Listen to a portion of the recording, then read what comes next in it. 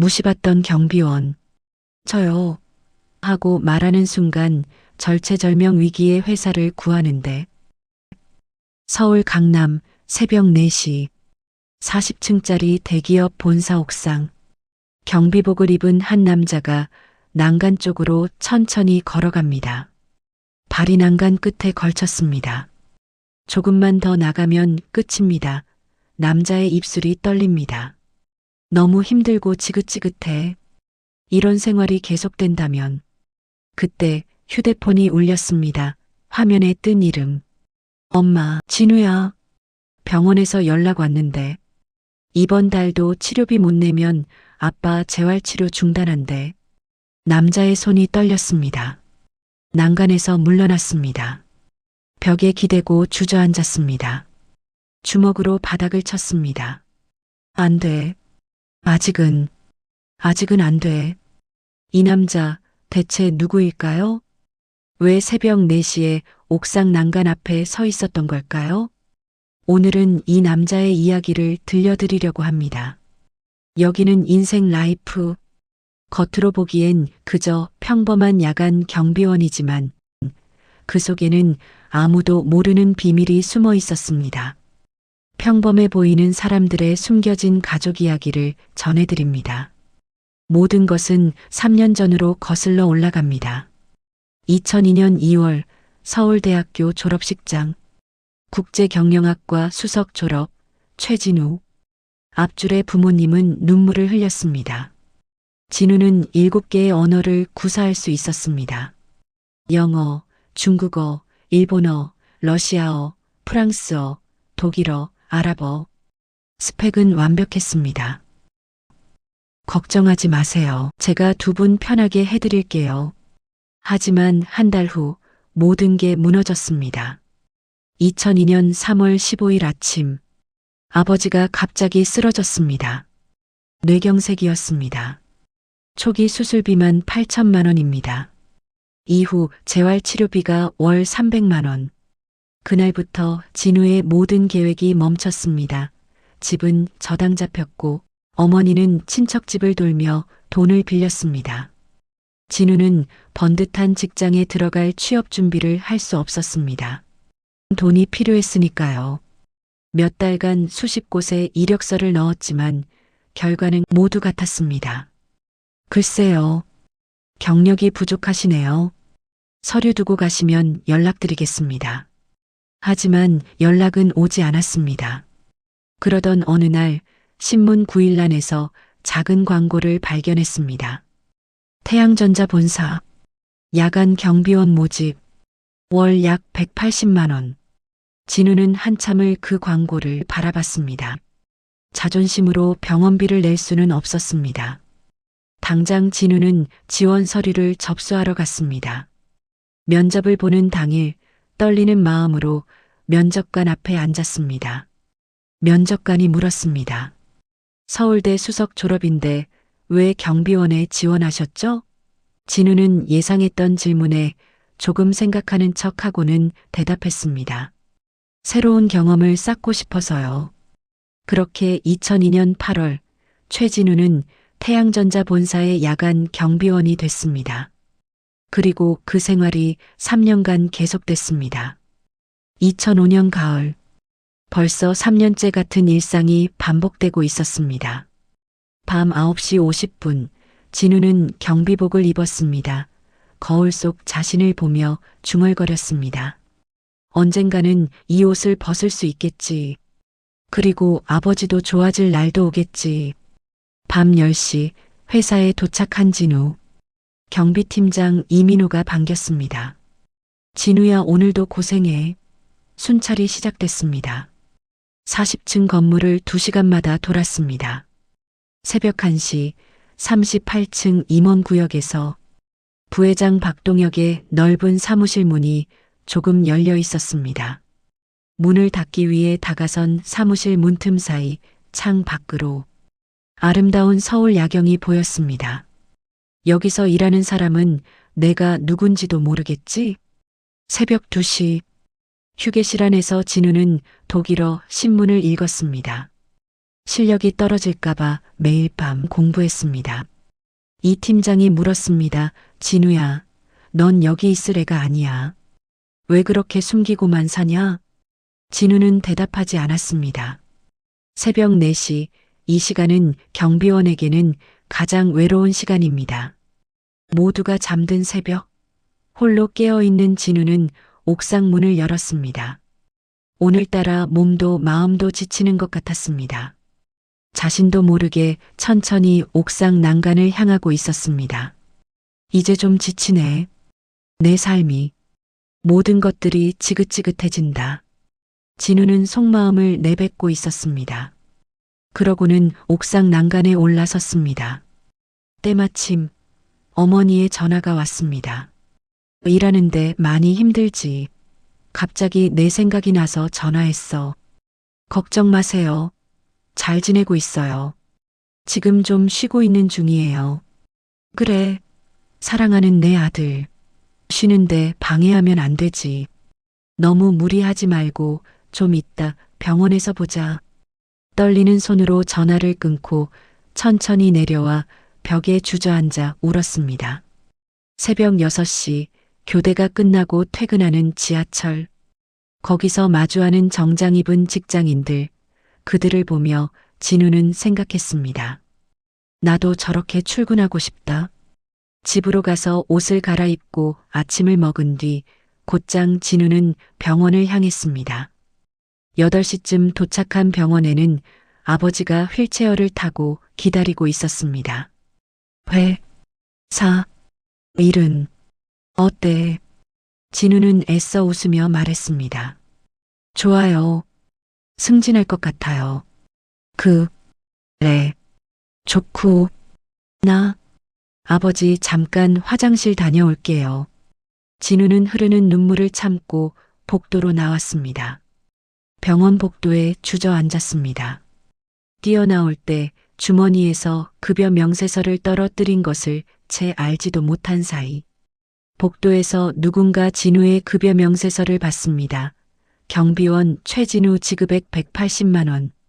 급여가 180만 원인데 이렇게 비싼 병원에서 치료를 받는다고? 급여 명세서를 집어 던지면서 한마디 툭 던지고는 지나갔습니다. 참, 이 사람도 팍팍한 생활하겠네. 에구, 힘내시길. 그 말을 복도에서 듣고 있던 진우는 힘없이 나지막히 말했습니다. 언제까지 이렇게.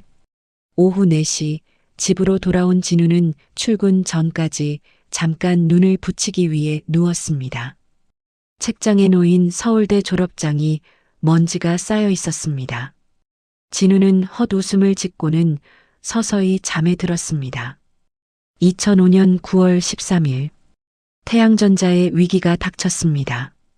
사우디와의 3천억 원 규모 계약이 파기 위기에 직면했습니다.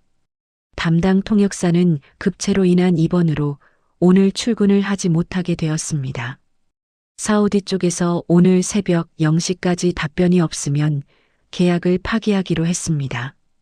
밤 11시 30분 1층 로비에서 부회장 박동혁이 휴대폰을 붙들고 있었습니다.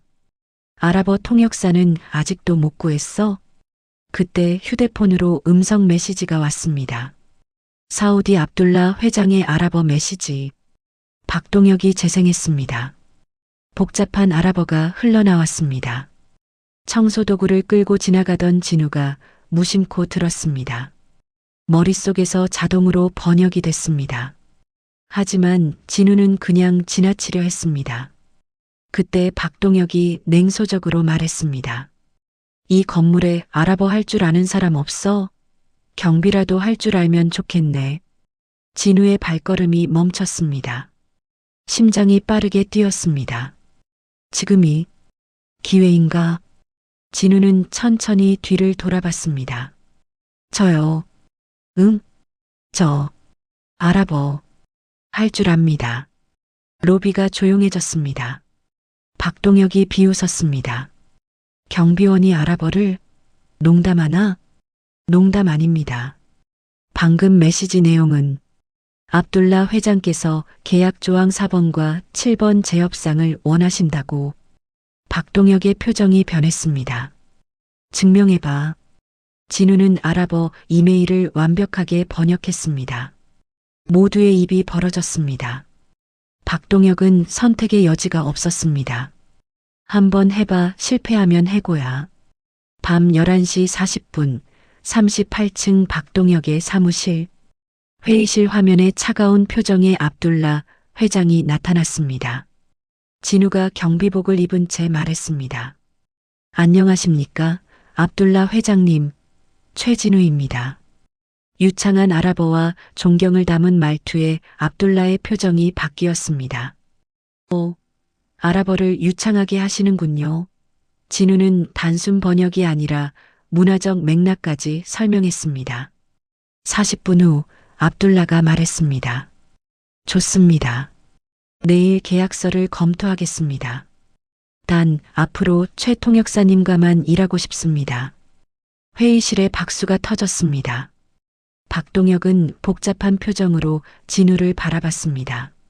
하지만 그의 눈빛 깊은 곳에는 경계심이 있었습니다. 다음 날 아침 회사는 술렁거렸습니다. 인사팀에서 진우의 파일을 받습니다. 서울대 국제경영학과 수석 졸업, 7개 언어, 도쿄대 교환학생, 이런 인재가 3년간 경비로. 강서연 이사가 진우에게 관심을 갖기 시작했습니다. 한편 박동혁은 진우를 불렀습니다. 서울대 수석, 7개 언어. 왜 3년 동안 경비를 했을까? 개인적인 사정입니다. 진우는 진지하게 말했습니다. 박동혁이 시험을 제안했습니다. 72시간 안에 5개국 시장 분석 보고서를 만들어 중국, 일본, 러시아, 프랑스, 독일 각 30페이지 이상. 그리고 경비일은 계속해.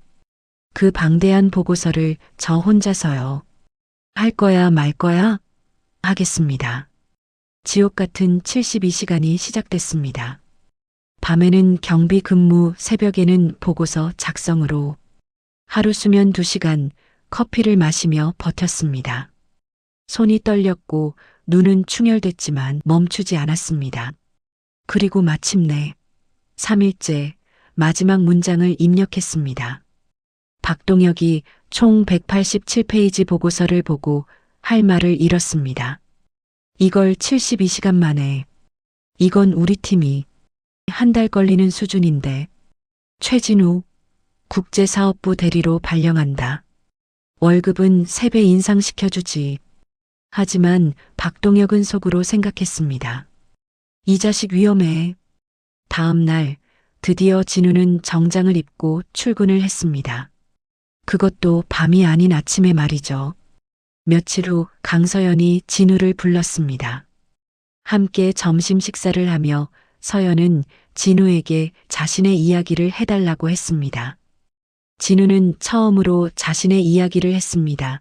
아버지의 뇌경색, 수술비 8천만 원, 월 300만 원 재활 치료비 등등.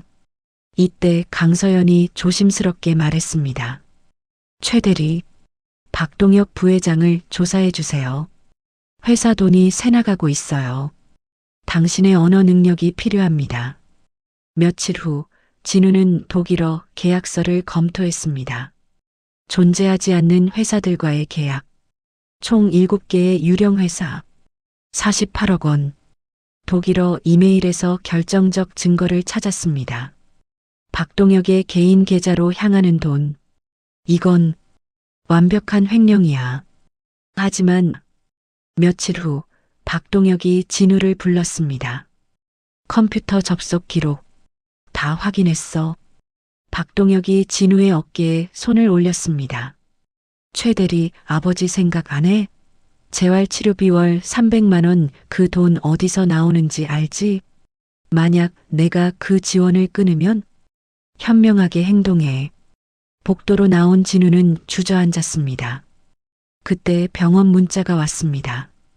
이번 달 치료비 미납으로 재활치료가 중단될 예정입니다. 뭐? 재활치료 중단 예정? 안 돼. 안 돼. 진우는 강서연에게 달려갔습니다. 이사님, 저는 못하겠어요. 진우가 울먹였습니다.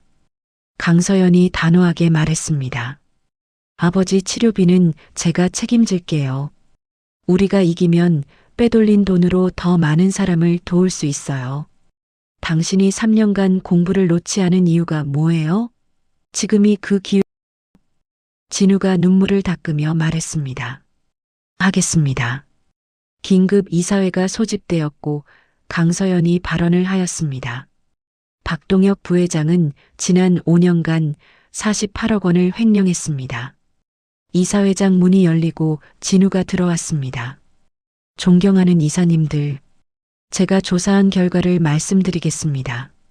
진우는 독일어, 프랑스어, 중국어 증거를 하나씩 제시했습니다. 17개 유령 회사, 48억 원, 박동혁 개인 계좌, 스위스 은행 CCTV까지 공개됐습니다. 박동혁은 변명할 수 없었습니다. 박동혁 부회장 즉시 해임에 찬성하시는 분? 8명의 손이 올라갔습니다. 만장일치, 박동혁 부회장 해임. 진우는 복도에서 박동혁과 마주쳤습니다. 만족하냐? 아니요. 안타까움이 더 큽니다. 처음부터 정직하게 하셨다면. 박동혁이 작게 중얼거렸습니다. 미안하다. 그 후로 6개월 회사는 파격적인 인사발령을 내렸습니다. 300명의 직원이 모인 자리, CEO 최진우의 취임식이었습니다. 진우가 단상에 올랐습니다. 앞줄에는 부모님이 앉아 계셨고 특히 아버지는 휠체어 대신 지팡이를 짚고 계셨습니다. 1년 전까지 3년 동안 저는 이 건물에서 경비로 일했습니다. 그때 저는 누구에게도 보이지 않는 존재였습니다. 진우가 이민우 팀장을 봤습니다. 이 팀장님, 제가 포기하지 않을 수 있었던 건 팀장님 덕분입니다. 앞으로 이 회사는 직책과 학벌이 아닌 실력과 인품으로 사람을 평가하겠습니다. 단상을 내려온 진우는 부모님께 향했습니다. 아버지, 어머니, 이제 제가 정말 편하게 모실게요. 아버지가 지팡이를 짚고 천천히 일어나 박수를 쳤습니다. 이어서 300명의 직원 전체가 기립박수를 보냈습니다. 취임식 후 1층 로비로 온 진우는 그곳에 있는 유리 액자로 향했습니다. 로비 유리 액자 속 진우의 옛 경비복에는 모든 일에는 존엄이 있습니다. 라고 쓰여져 있었습니다. 진우는 그 앞에 서서 말했습니다. 그때의 나에게 고마웠다고 전해주고 싶어. 진우는 서둘러 재단 개소식이 열리는 곳으로 자리를 옮겼습니다. 어려운 환경 때문에 저도 한때 기회가 없었습니다. 하지만 포기하지도 않았습니다. 여러분도 포기하지만 않으면 반드시 할 수 있습니다. 참석한 사람들의 얼굴에 희망이 넘쳐났습니다. 모두가 진심의 박수를 보냈습니다.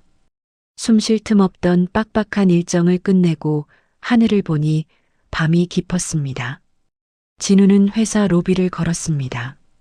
새로 들어온 야간 경비원이 로비를 지키고 있었습니다. 진우는 먼저 다가가 인사했습니다. 오늘도 수고 많으십니다. 경비복 액자 앞에 다시 섰습니다. 사람들은 묻습니다. 어떻게 버텼냐고. 저는 대답합니다. 포기하지 않았다고. 여러분도 지금 어떠한 이유로 보이지 않는 곳에서 버티고 계실지 모릅니다. 하지만 기억해 주세요. 당신 안의 빛은 사라진 게 아니라 아직 드러나지 않았을 뿐입니다. 언젠가 그 빛이 드러났을 때 다른 사람들에게도 기회를 나눠주세요. 이 이야기가 마음에 남으셨다면 좋아요와 구독 부탁드립니다. 시청해 주셔서 감사합니다.